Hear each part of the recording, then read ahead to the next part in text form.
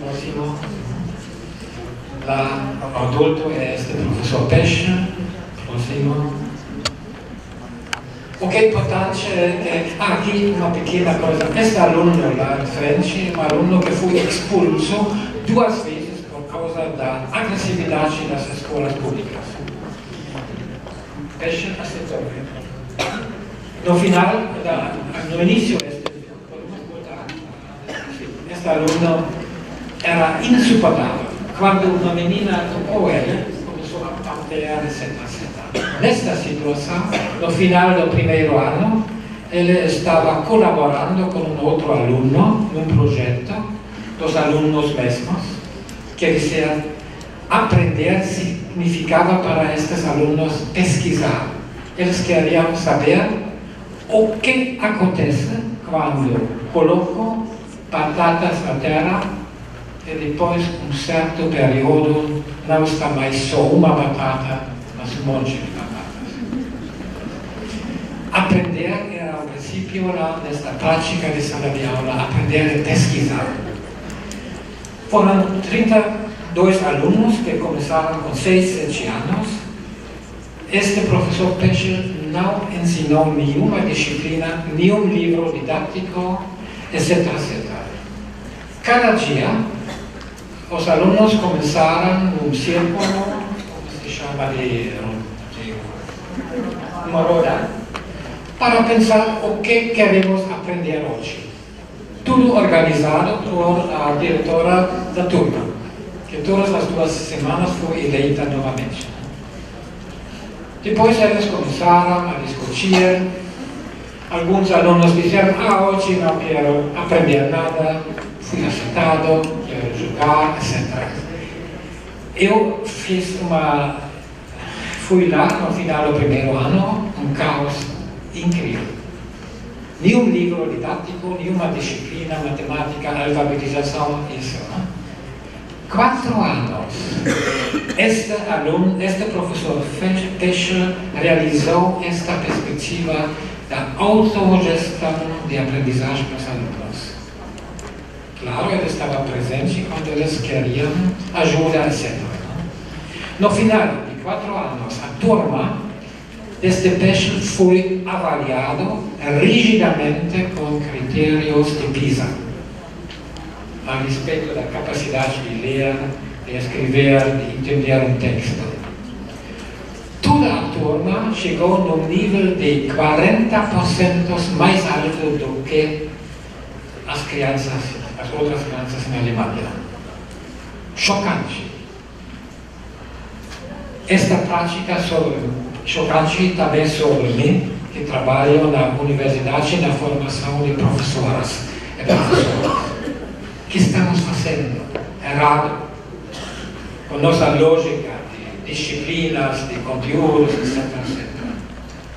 Mas deixamos mais informações, se encontra no texto mesmo, deixei isso um pouco aberto. A pergunta principal é: que tipo de avaliação foi realizado nesta prática?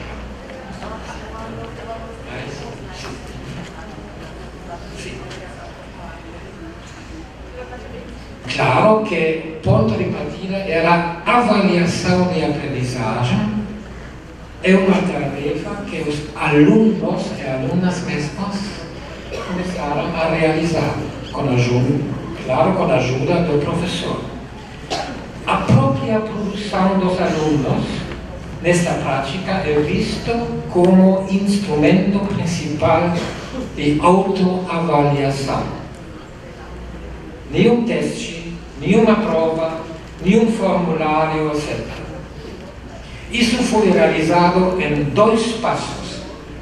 Primeiro passo, os alunos assumem a responsabilidade do próprio processo de aprendizagem. Segundo passo, os alunos assumem a responsabilidade para as relações sociais de própria aprendizagem. Como? Em que forma este processo complexo e contraditório foi realizado? Cada dia, Os alunos se encontraram várias vezes num círculo de cadeiras para comunicar o que querem trabalhar, discutir juntos sobre isso, apresentar resultados e refletir sobre isso, avaliar o próprio trabalho e também avaliar o trabalho dos outros. Os alunos, para concretizar isso, realmente esses alunos elaboravam formulários junto com o professor Pescher. Isso é formulário em alemão. Isso é um exemplo. Formulários para diferentes matérias, para diferentes disciplinas, etc. Concretamente, estes formulários elaborados por os alunos são documentos importantes da própria competência de cada aluno na avaliação da própria aprendizagem. Se encontra estes formulários em seguintes áreas. Um formulário, cada aluno tinha este formulário próprio, que ele mesmo realizou, vou concretizar isso. As áreas desses formulários foram comportamento na comunidade do grupo, comportamento no próprio trabalho. Terceiro formulário, isso, apresentação dos resultados. Aqui neste formulário,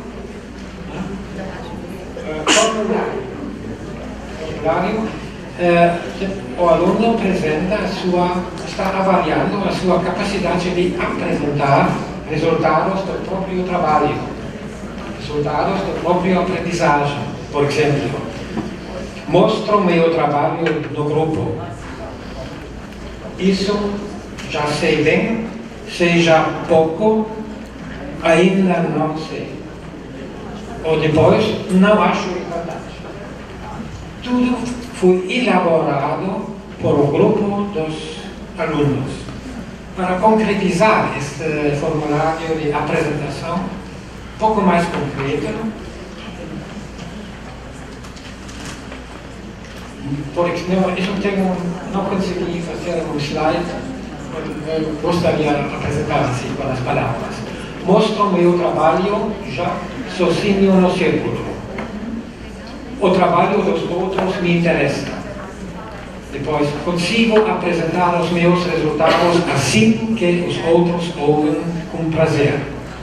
Consigo ouvir os outros e pensar junto com eles. Consigo memorizar muitas coisas na apresentação dos outros. Consigo explicar os meus temas tão bem que os outros os compreenderam. Consigo fazer cartazes para apresentações. Consigo buscar autonomamente informações, etc.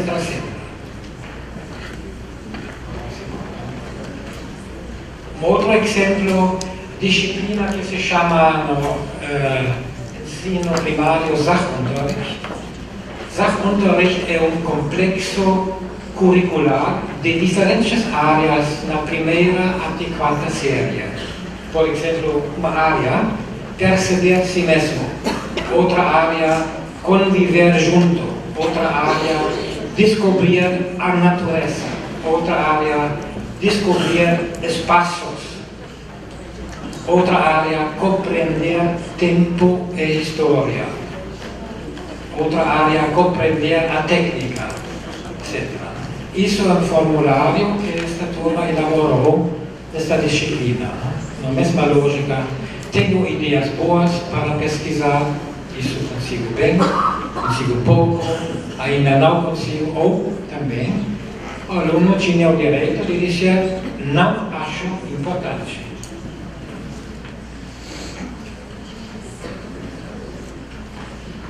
Todas as diferentes formas de avaliação, não neste exemplo, são organizadas diretamente pelo professor.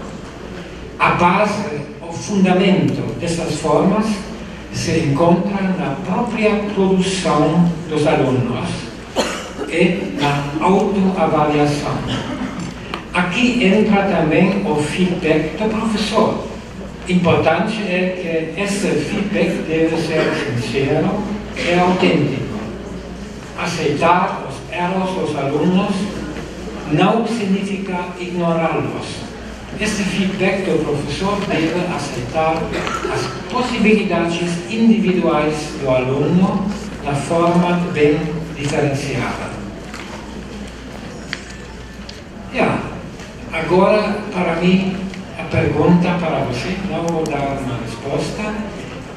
Quais são os limites desta avaliação, que eu acho avaliação emancipatória, para ensino médio? É possível transferir este modelo para o ensino médio de Rio Grande do Sul. Gostaria de terminar aqui. Tenho outros capítulos do texto, mas quem tem interesse pode receber o texto.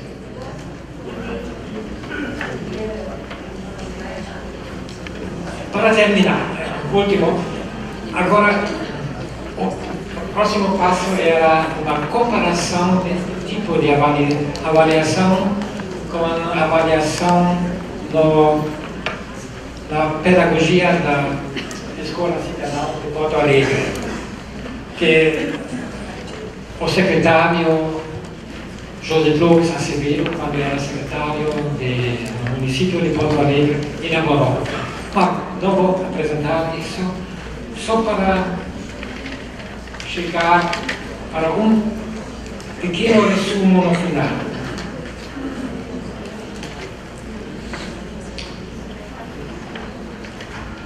Para mim, para poder aprender,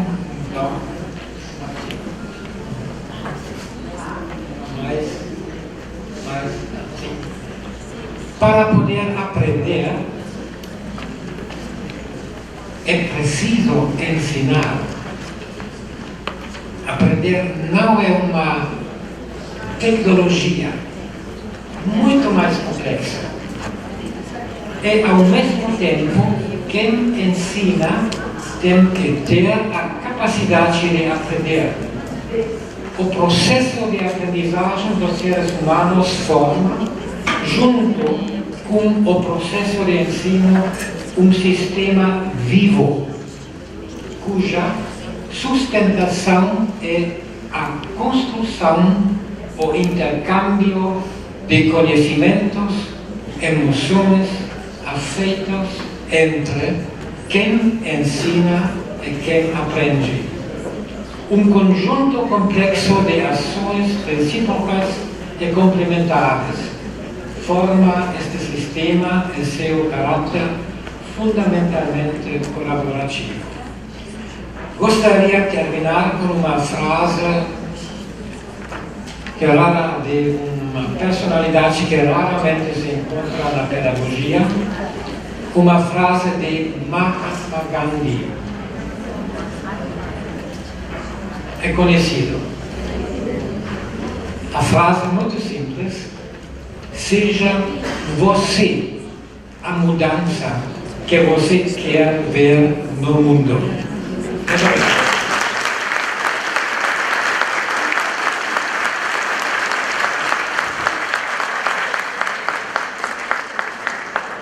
Bom, sem dúvida, nós, Geraldinhos, estamos com os nossos estojos bem cheinhos, né?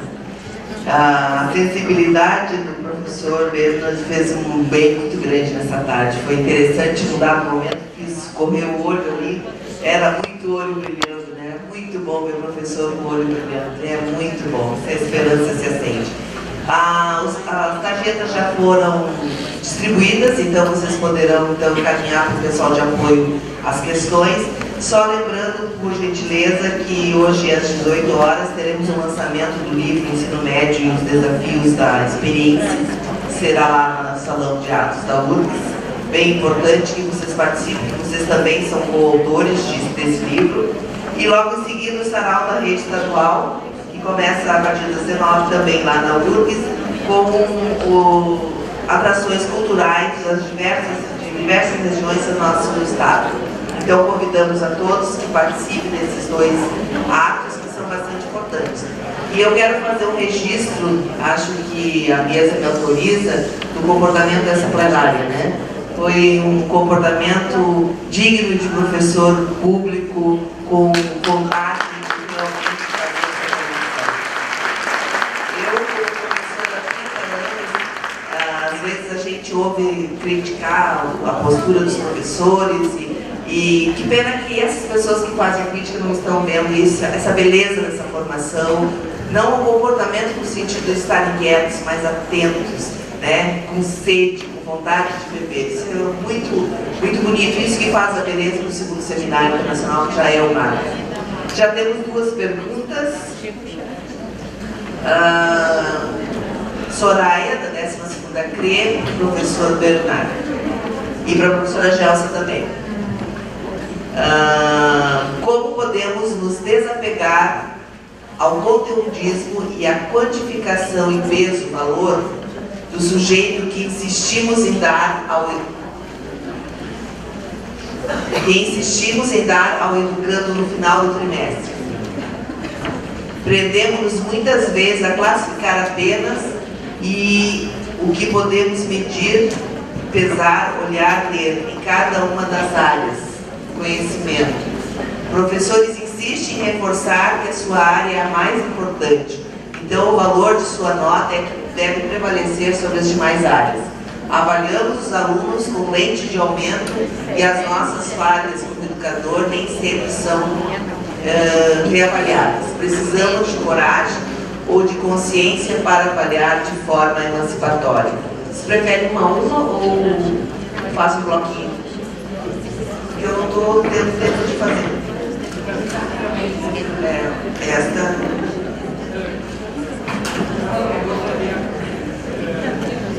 Claro que gostaria de responder com mais precisão,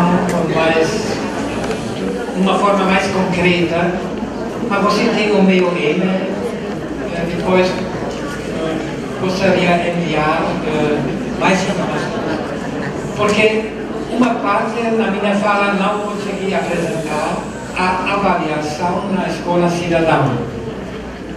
Aqui se encontra também formas muito interessantes.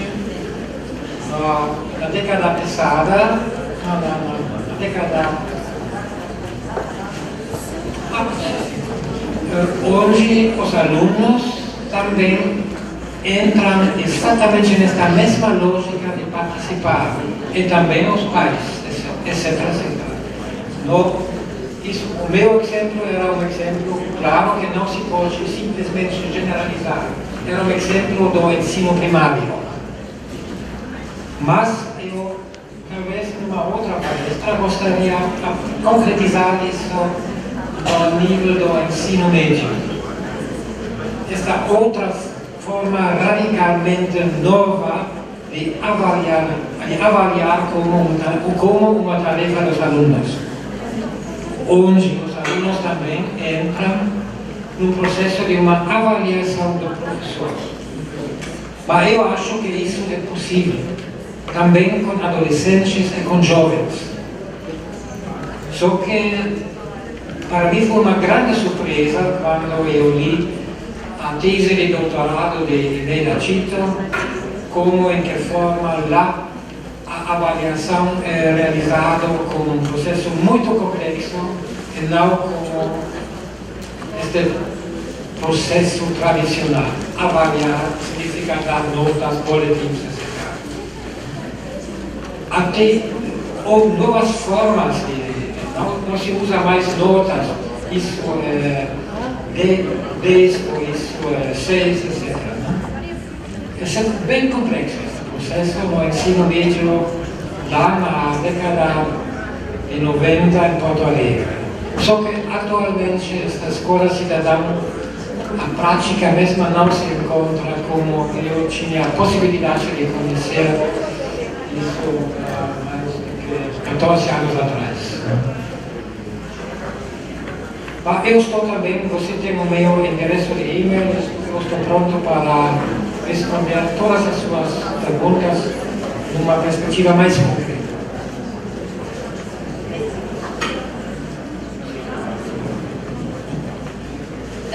Eu acho que a palavra-chave aí, da pessoa que fez essa colocação, Soraya, que fez essa pergunta, é coragem.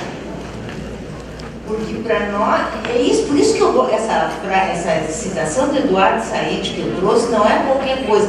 É uma citação que já faz alguns anos, é um livro traduzido pelo Emir Saad, e eu guardei muito essa. A mudança vai ter que nascer da nossa insatisfação. Assim como está, não dá para ficar. Não dá, se nós queremos pessoas melhores para consigo mesmo, mais solidárias, pessoas mais críticas, mais conscientes de que precisam cuidar do planeta, mas melhores, eu acho que melhores não para si, melhores para a sociedade.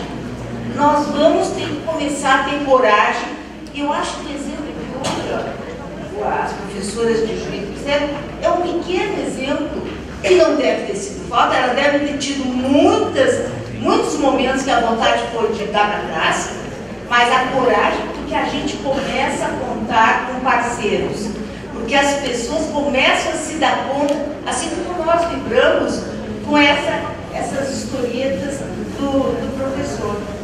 Essas historietas são belíssimas, são episódios pedagógicos que nos emocionam, porque a gente vê, não, então é possível.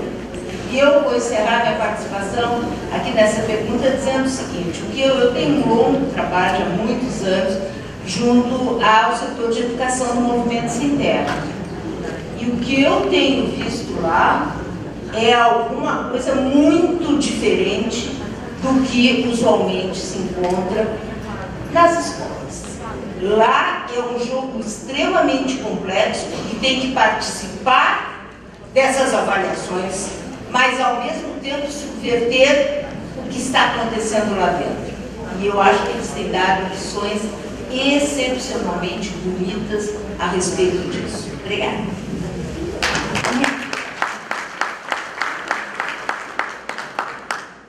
Eu conheço também, eu tive a possibilidade de conhecer um outro modelo desta autoavaliação dos alunos na União Soviética. Foi realizado por o vice-presidente da Academia de Ciências nessa época, Davidov. Era um aluno de Vygotsky. Ele criou o sistema de aprendizagem como atividade de aprendizagem.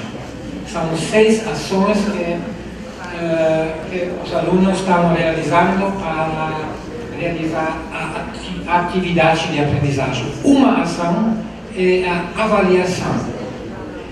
Aqui se encontra com alunos do ensino médio um sistema bem interessante, como se pode capacitar os alunos que eles, no final, têm uma capacidade de autoavaliação do seu próprio aprendizagem. Isso foi, na União Soviética, um choque cultural. A reação, este professor Davidov, criador desse conceito de aprendizagem como atividade, foi expulso do Partido Comunista, depois expulso do seu cargo como presidente da Academia de Ciências Pedagógicas da União Soviética. Mas vale a pena, eu encontrei também textos em português aqui no Brasil, de Davidov, onde ele tenta de concretizar este conceito de atividade de aprendizagem. E também com esta ação, uma ação é a autoavaliação dos alunos no ensino médio. Dá um exemplo que isso não é uma brincadeira, que isso muda radicalmente o nosso sistema escolar. Obrigada. Nós temos uma aqui que consideramos que já foi mais ou menos respondida, mais ou menos, não foi respondida não na linha exatamente da pergunta, mas em linhas gerais. A questão do material que foi solicitado que os outros disponibilizassem e-mail, nós da organização já conversamos com os professores, eles vão nos passar e a gente vai fazer chegar até vocês de uma forma ou de outra. Então fiquem perguntando para as coordenadorias se chegou, porque a gente vai mandar via coordenadoria, tá?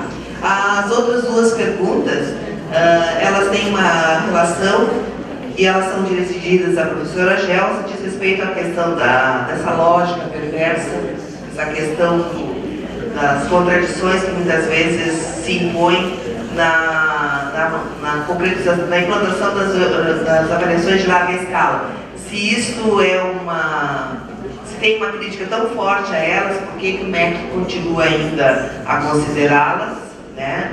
E a questão da LDB, que já possibilita a cada sistema organizar suas novas formas, né? Por que a gente ainda não executa isso na sua avaliação? Acho que daria para fazer, de repente, um bloco. São as duas últimas perguntas. Não é a pergunta que não quer calar, é a pergunta que eu não quero escutar, mas escutei, né? Então eu vou dizer. Gente, porque o Brasil está no concerto das nações alinhado com essa perspectiva. E o mais dramático é que eu não sei se poderia ser diferente. Aí é que vem a história. O dramático da história é que como é que uma nação sozinha vai ter a coragem de enfrentar isso? Que tipo de boicote? Olhamos o que aconteceu em Cuba.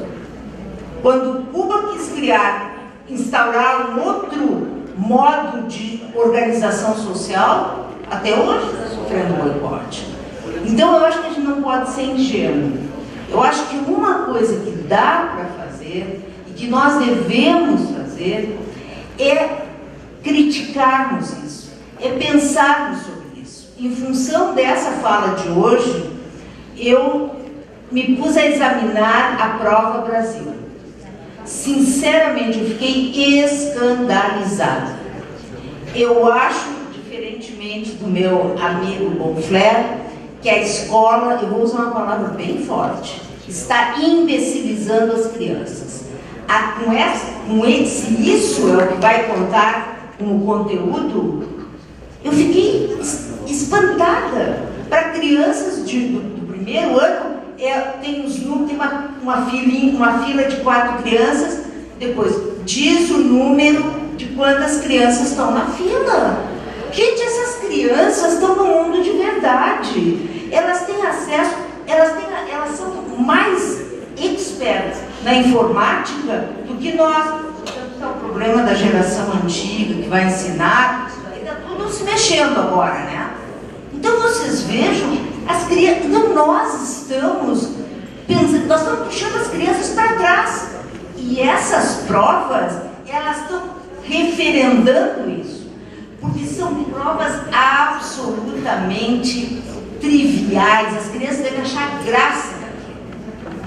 Olhem para vocês verem essa que está aí para 2014. Vocês já viram, né? Vocês sabem o que é isso.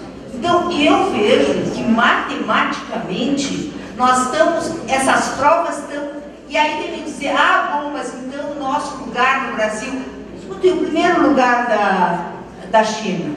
Nós temos que saber, se nós quisermos fazer uma análise por dentro, bom, tem a Coreia. Eu estive na Coreia lá, tive oportunidade de ver alguma coisa, não muito, mas alguma coisa do sistema educativo. Eles estão lá em cima, no PISA. Vê o que acontece quando eles saem da escola. O que dizem na universidade, o que dizem nas empresas. Eles não são criativos. Você sabe por que eles não são criativos? Porque eles passam a escola toda treinando para sair bem do PISA. Eu tive uma aluna de doutorado que fez a sua tese de doutorado é sobre os novos talentos nas Olimpíadas de Matemática do Colégio Militar. A nossa pergunta é, os alunos do Colégio Militar que ganham medalhas, eles sabem mais matemática? O que é saber mais matemática? O que faz com que eles se saiam bem? Não, as coisas são muito mais complexas. Então, nós não adianta, nós não podemos sozinhos fazer alguma coisa, mas essa discussão eu acho importante. Muito bem, tenho certeza que outras questões estariam, né, na ordem do dia, mas nós damos agora 1 minuto para cada painelista para fazer então a sua despedida E nós esperamos que vocês aguardem, porque já estamos quase encerrando. Por favor.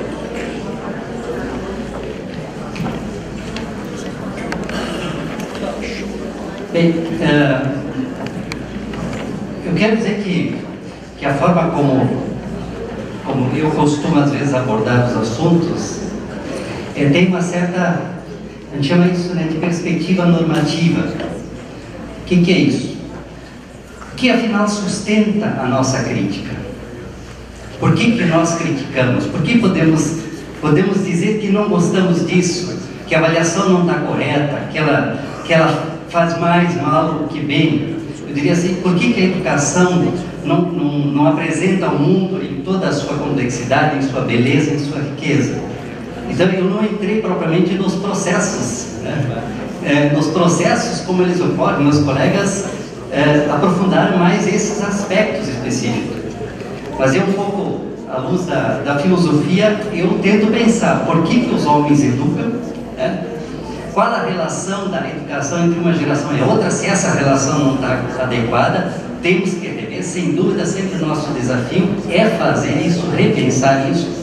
Se o modelo de avaliação institucional externo não é adequado, não cumpre com os objetivos que nós colocamos para a educação, né, à luz, digamos assim, de uma ordem com a qual nós, digamos assim, não digo compactuosos, mas nós fazemos parte e somos responsáveis, inclusive, pela sua redefinição, reformulação, né? Então, um pouco essas relações que eu quis estabelecer, e sabia que uma fala assim causa um certo impacto, porque não é uma fala assim muito comum, né? Mas eu gostaria de chamar muita atenção, digamos assim, só para um aspecto. Lembro que eu falei muito do princípio da igualdade. Parece que é um pouco estranho falar isso em relação à escola, tá? Parece que é estranho, né? Eu recentemente vi uma entrevista do Jorge Larossa, né, que muitas vezes já esteve por aqui. Ele disse, olha, falta-nos um conceito de educação. Falta-nos um conceito de educação. E a educação tem a ver com o espaço em que os humanos são pensados, não considerados, né? São pensados na perspectiva de uma sociedade de igualdade, né? Tá? E a educação está justamente ali para fazer esse trabalho, né? Considerando que elas estão em situações diferentes, mas a ideia de uma sociedade emancipada, uma sociedade mais justa, é a educação contribuir para que esse estado de coisas possa ser construído. Muito obrigada, professora Gelsa.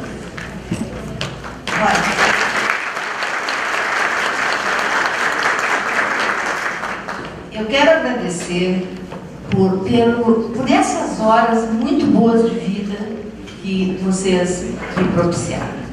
Eu acho que foi assim, momentos bons de vida. Eu acho que isso traduz bem questões dessas histórias que o professor contou, e a sua experiência me comoveram, eu vou usar uma expressão, me emocionaram intelectualmente. Eu gosto dessa expressão porque ela rompe, né, emoção, né, pensamento. E eu acho que é isso. Eu saio daqui mais esperançosa. E eu vou terminar para homenagear o Dom Fleck, um filósofo. Eu gosto muito do Wittgenstein, um segundo Wittgenstein, né, professor? Claro. Então, ele diz o seguinte, que as pessoas aprendem a jogar o jogo vendo como é que os outros jogam. Ele está usando aqui a ideia de jogos de linguagem que, traduzindo, simplificando, é prática. É uma prática social. Então, o que eu acho fantástico, o que eu adorei hoje ter visto? Exemplos de práticas, exemplos que nós vemos, as colegas, o que é que emociona a gente? Então eu também posso fazer. Olha só, sabe, então é esse, aprender a prática, vendo como é que os outros praticam. Então, muito obrigada, muito obrigada.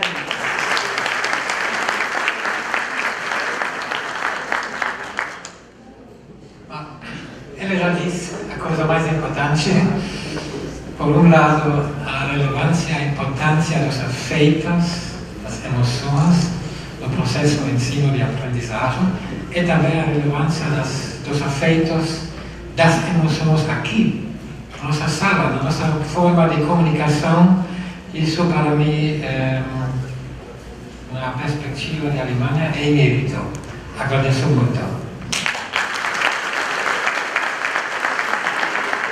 Uma vez a todos que permaneceram conosco, as colegas de Juiz que estiveram aqui. Como?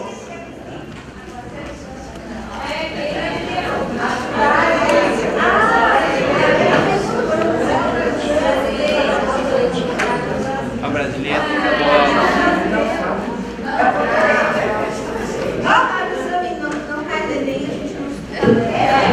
Não, que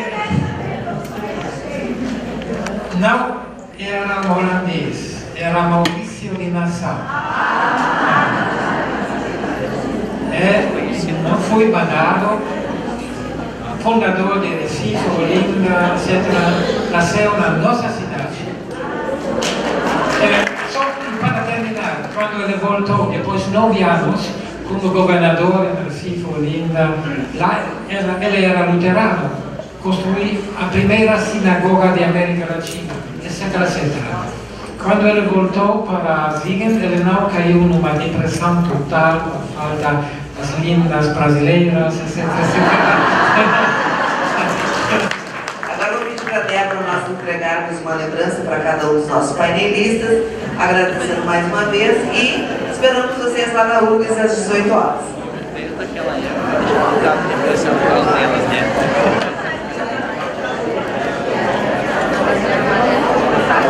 Thank you.